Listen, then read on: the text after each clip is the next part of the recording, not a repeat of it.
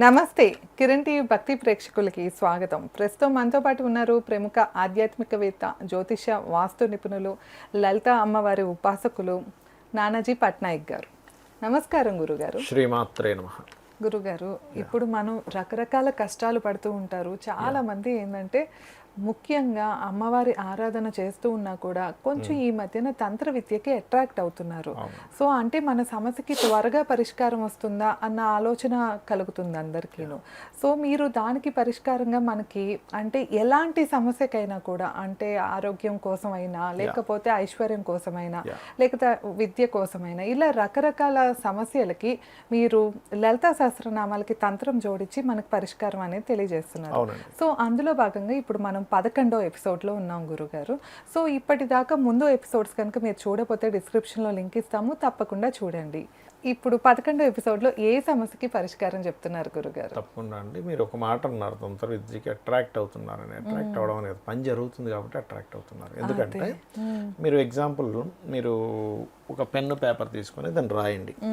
రాసేటప్పుడు మీ మైండ్ ఎటు పోదు, మీరు గమనించండి. కావాలంటే మీరు ఏ పని చేసేటప్పుడైనా మైండ్ ఎటైనా వెళ్తుందేమో, కానీ ఒక పెన్ను పేపర్ తీసుకొని రాయడానికి ట్రై చేయండి. మీ సబ్ కాన్షియస్ మైండ్ అక్కడే ఉంటుంది.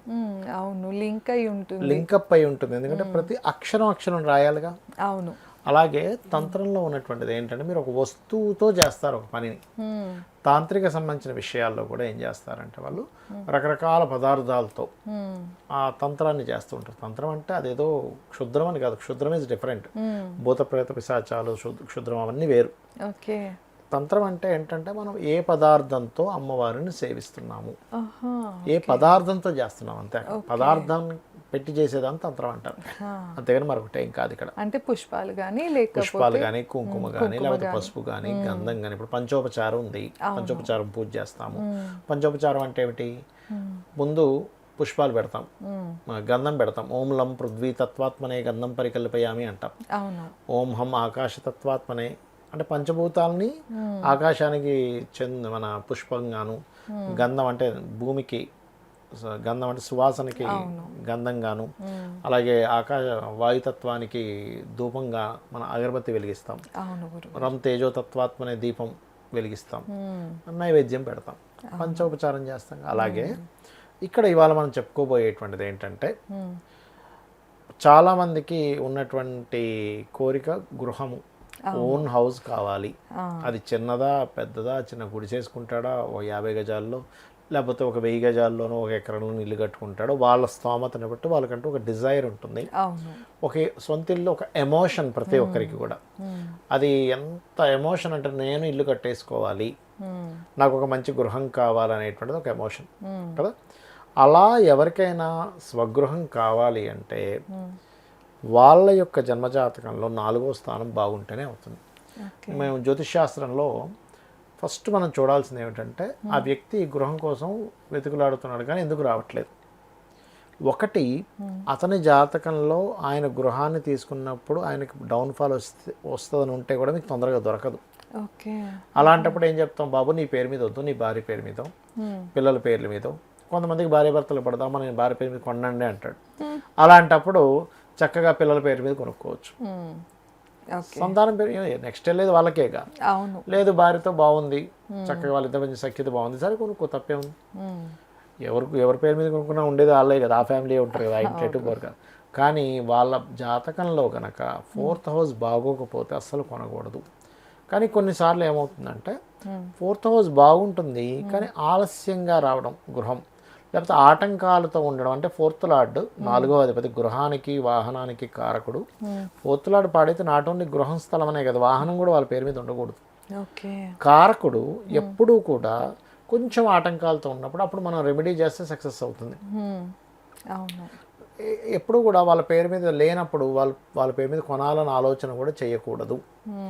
చేస్తే ఇబ్బందులు పాలవుతాం. అంటే ఏంటి, మీకు గృహం మూలంగా ఇబ్బంది ఉంది. ఇప్పుడు చిన్న ఎగ్జాంపుల్ చెప్తా చూడండి. ఎవరికైనా హెల్త్ పరంగా పాడైంది, ఆయుర్వేదంలో ఒక పచ్చని చెప్తారు, బాబు నువ్వు ఈ ఫుడ్ తినకు, నువ్వు పెరుగు తినకు, లేకపోతే నువ్వు పలానా వంకాయ తినకు, ఇంకోటి ఏదో చెప్తారు. తింటే ఏమవుతుంది, ఆ మెడిసిన్ పనిచేయదు, ఇంకా పెరుగుతుంది హెల్త్ ఇష్యూ.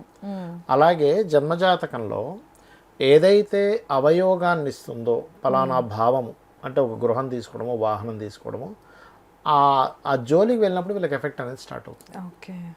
అలా వీళ్ళకి ఏంటంటే మెయిన్గా ఈ యొక్క నామం ఏదైతే ఉందో ఓం వదనస్మర మాంగళ్య గృహతోరణ చిల్లికాయే నమః. ఇది ఏమిటండి, దీని అర్థం ఏమిటి అంటే అమ్మవారి కనుబొమ్మలు ఉన్నాయి చూసారా, ఈ కనుబొమ్మలు ఎలా ఉన్నాయట, ఒక తోరణం కట్టినట్టుగా ఉందట ఒక ఇంటికి. ఓకే. అమ్మవారి కనుబొమ్మల గురించి చెప్పేటువంటి విశ్లేషణ ఇదంతా కూడా. అమ్మవారి కనుబొమ్మలు ఇంత గొప్పగా ఉన్నాయని వసిన్యాది వాగ్దేవతలు చెప్తున్నారు. వదనస్మర మాంగళ్య గృహతోరణ చిల్లిక, గృహం యొక్క తోరణాలలాగా ఉన్న అమ్మవారి వదనంలో ఉన్నటువంటి కనుబొమ్మలు అని చెప్తున్నారు. అంటే మీరు ఎప్పుడైతే అమ్మవారి ముఖం అంత చక్కగా గృహానికి ఉన్నటువంటి తోరణాల్లా ఉన్నాయి కదా, అబ్బా అద్భుతం కదా మీరు అనుకుంటూ ఉంటే, మీ జన్మజాతకంలో 4వ స్థానం పాడై మీకు ఏదైతే గృహయోగం ఏదైతే ఇబ్బంది ఉంటుందో ఆ గృహ సంబంధించినటువంటి దోషం అనేటువంటిది పోతుంది. వాళ్ళకి ఏదైతే దోషం ఉందో ఆ దోషం అనేటువంటిది ఖచ్చితంగా తొలగిపోతుంది, వాళ్ళకి గృహయోగం పడుతుంది. కాకపోతే నేను చెప్పేది ఏంటంటే ఖచ్చితంగా మీరు మీ జాతకంలో మీ పేరు మీద ఉందా లేకపోతే మీ పిల్లల పేర్ల మీద ఉందా తెలుసుకొని చేయండి. అప్పుడు ఖచ్చితంగా బాగుంటుంది. అయితే ఇక్కడ ఇంకోటి చిన్న వాస్తుపరమైనటువంటి రెమెడీ కూడా చెప్తాను ఇక్కడ. ఏమిటది అంటే, మీరు ఇంట్లో నైరుతి గది ఉంటుంది చూసారా, నైరుతి గదిలో వెస్ట్ వాల్ ఏదైతే ఉంటుందో మొత్తం, ఇప్పుడు ఇది నైరుతి గది అనుకుందాం, ఇది వెస్ట్ వాల్, ఇది తూర్పు గోడ, ఇది వెస్ట్ అనుకుందాం, ఇది ఉత్తరం, అది దక్షిణం. వెస్ట్ వాల్కి ఒక ఎల్లో కలర్ షీట్ ఒకటి కట్ చేసి నీట్గా స్క్వేర్లో కట్ చేసి, మీరు ఎటువంటి గృహం కొనుక్కుందాం అనుకుంటున్నారు, చాలామంది ఏమంటే నాకు గృహం కొనుక్కుందాం అవ్వట్లేదని నేను ఒకటే చెప్తా. మీరు ఏ ఏరియాలో కొందాం అనుకుంటున్నారు, అది అపార్ట్మెంటా, ఇండివిజువల్ హౌసా, డూప్లెక్సా, ట్రిప్లెక్సా, ఒక విల్లా కొనుక్కుందాం అనుకుంటున్నారా, ఒక మ్యాన్షన్ హౌస్ లాంటి పెద్దదేదో కొనుక్కుందాం అనుకుంటున్నారా, ఫస్ట్ అక్కడికి వెళ్ళండి. అక్కడికి వెళ్ళి ఆ ఇల్లు చూడండి, అక్కడ ఎలా ఫర్నిచర్ ఎలా ఉంది, లేకపోతే ఆ ఇల్లు ఎలా కట్టారు, అక్కడ ఉండే లాన్ ఎలా ఉంది, లేకపోతే అక్కడ అపార్ట్మెంట్లో ఎలా ఉన్నది, అక్కడి నుంచి మీ ఆఫీస్కి ఎంత దూరం, మీ పిల్లల్ని అక్కడికి వెళ్తే ఏ స్కూల్లో జాయిన్ చేయించాలి, అవన్నీ ఇమాజినేషన్ చేసుకోండి, వాటిని అన్నింటినీ టచ్ చేయండి, చూడండి. ఎప్పుడైతే మీరు వెళ్ళేసి వస్తారో మీ డిజైర్స్ ఏవైతే ఉంటాయో అవి మీ యొక్క సబ్కాన్షియస్ మైండ్కి కనెక్ట్ అవుతాయి. ఎప్పుడైతే సబ్కాన్షియస్ మైండ్కి కనెక్ట్ అవుతుందో ఆటోమేటిక్గా మీకు ఏమవుతుందంటే ప్రోగ్రామింగ్ కనెక్ట్ అవుతుంది. అలాంటిది ఆ ఫోటో ఒకటి తెచ్చుకోండి, ఎల్లో పేపర్ మీద వెస్ట్లో అక్కడ అంటించండి, దాని కింద అమ్మవారి అనుగ్రహంతో నేను ఇది పొందబోతున్నానని రాయండి, చాలు. ఓకే, అంటే మనం నమ్మితే కనుక జరుగుతుంది, ఖచ్చితంగా జరుగుతుంది. దీనికి చతురాస్రాకారంలో ఉండేటువంటి ఒక ఇది గీసుకోండి, 4 స్క్వేర్స్. ఎలా చేయాలో చెప్తున్నారు. దీనికి తాంత్రికం ఎలాగంటే 4 కోణాలు ఉండేటువంటి ఒకటి గీసి, ఓకే, గీసేసి మధ్యలో ఒక సర్కిల్ వేయండి, చాలు. మధ్యలో ఒక సర్కిల్ వేసి 4 కోణాల దగ్గర ఓంకారం రాయండి, ఓం ఓం ఓం. మరి ఈ మధ్యలో ఇంకో 4 ఉంటాయిగా, ఈ కోసలు పోగా అక్కడ శ్రీం రాయండి, శ్రీము ఓము రాసి అక్కడ ఒక్కొక్క దగ్గర దీపం పెట్టచ్చు. లేదండి మాకు అంత దీపం పెట్టలేను అనుకుంటే పుష్పమైనా పెట్టినా సరిపోతుంది. ఏ కలర్ పుష్పాలు గురుగారు? ఏ కలర్ పుష్పాలు పెట్టచ్చు అంటే ఎల్లో కలర్ కానీ రెడ్ కలర్ కానీ పెట్టచ్చు. Yellow or red is best, లేదా తెలుపు అయినా పెట్టచ్చు. తెలుపు రంగు కానీ, ఎరుపు రంగు కానీ, పసుపు రంగు పుష్పాలు, ఈ 3 ప్రధానంగా ఇక్కడ బాగా. ఇక్కడ నీలం రంగు కానీ లేకపోతే ఆరెంజ్ కలర్ ఇట్లాంటివి వాడకూడదు పుష్పాలు. పెట్టి మీరు మధ్యలో కుంకుమతో పూజ చేయండి. మీరు కావాలైతే మీరు ఈ వీలైతే కనుక నేను చెప్పిన మంత్రాన్ని ఆ మధ్యలో రాయండి పెన్తో. ఓం వదనస్మర మాంగళ్య గృహతోరణ చిలికాయ నమః. మనసులో ఏంటంటే నాకు అమ్మవారు గృహయోగాన్ని ఇస్తుంది అనే భావనతో పసుపు కుంకుమ తీసుకోండి, 2 కూడా. ఒకసారి పసుపుతోని ఒకసారి కుంకుమతోని చేయండి. మరి చాలామంది ఏమంటారంటే ఏమంటే అది ఏం చేయాలి, మీరు చక్కగా ఆ యొక్క పదార్థాన్ని మరలా ఇంకోసారి వాడచ్చు. పసుపు కుంకుమ మళ్ళీ వాడచ్చు. మీరు ఇప్పుడు శ్రీచక్రం మీద పూజ చేస్తారు, శ్రీచక్రం మీద వేస్తారు, అయ్యో ఈ కుంకుమంతా ఏం చేయాలండి అంటారు. మళ్ళీ సెకండ్ డే వాడచ్చు, ఏం కాదు అది. కాకపోతే మనం పెట్టుకోవటానికి వాడచ్చు, కానీ మళ్ళీ పూజకి వాడచ్చు. వాడచ్చా గురువు? ఏం పాడైపోవు, పసుపు కుంకుమలు ఏమి పాడైపోవు. ఒకసారి వాడినంత మాత్రం ఇంకోసారి పనికిరాదు అనేది ఏముండదు. ఓకే. జనరల్‌గా ఏందంటే ఒక్కసారి వాడిన పసుపు కుంకుమ కాకపోతే అంటే పూజకి జల్లించాలి. వాడింది మళ్ళీ ఎందుకు వాడకూడదు. జల్లించాలంటే మన చేత్తో ముట్టుకున్నాము, చేసాము. మన చేతిలో ఉండే డస్ట్ ఏదైనా దానికి వెళ్ళింది. అదే. దాన్ని కొంచెం జల్లించేసారనుకోండి మళ్ళీ ఓకే. వాడుకోవచ్చు. వాడొచ్చు. పూజకి ఏమీ వాడొచ్చు. తప్పు కాదు. శాస్త్రంలో ఎక్కడా కూడా ఒకసారి వాడిన కుంకుమని మళ్ళీ వాడకూడదని ఎక్కడా లేదు. ఓకే. చక్కగా వాడుకోవచ్చు. ఇప్పుడు ఏమైపోద్దండి, ఇంత కుమ్మ అమ్మ పడేయలేము, అవును. ఎవరికి ఇవ్వకూడదేమో, మనం చేసిన పూజ కదా ఇంకోరికి ఇస్తే పోతుందేమో, ఫలితం పోయి పడేయాలంటే భయము, అవును. ఇవన్నీ ఉంటాయి. అదే. కాబట్టి అయితే ఇక్కడ కొంతమంది పుష్పాలు ఉంటాయి పూజలో. ఈ పుష్పాలను మాత్రం మీరు తీసి మొక్కల్లో వేయండి, చెత్త డబ్బాలో వేయకండి దయచేసి. అవునవును. మొక్కల్లో వేయండి. అయితే పారే నీళ్ళలో వేయచ్చు వేయచ్చు, అంటారు, పారే నీళ్ళలో లేకపోతే వేయచ్చు, చెట్ల లేకపోతే దగ్గర మొక్కల్లో వేయచ్చు వేయచ్చు అంటారు. చక్కగా. అవును. అవును. అవి వాటిని తినేటువంటివి కొన్ని ఉంటాయి, వాటికి కూడా ఆహారంగా వెళ్తుంది. అందుకని చెత్త డబ్బాలో ఎట్టి పరిస్థితుల్లో వేయకూడదు, పూజకి వాడిన పూలు. అస్సలు వేయకూడదు. అవి వేయకూడదు. ప్రసాదం కూడా మిగిలిపోతే ఎవరికైనా మిగిలిపోతుంది కదా అన్నప్పుడు వెంటనే ఇంకోరికి పనిచేయాలి, కానీ దాన్ని పాడు చేసేసుకుని దాని తర్వాత చెత్త డబ్బాలో వేయకూడదు. అవును. అది చాలా ముఖ్యమైనటువంటి అంశం. అలాగే గురుగారు.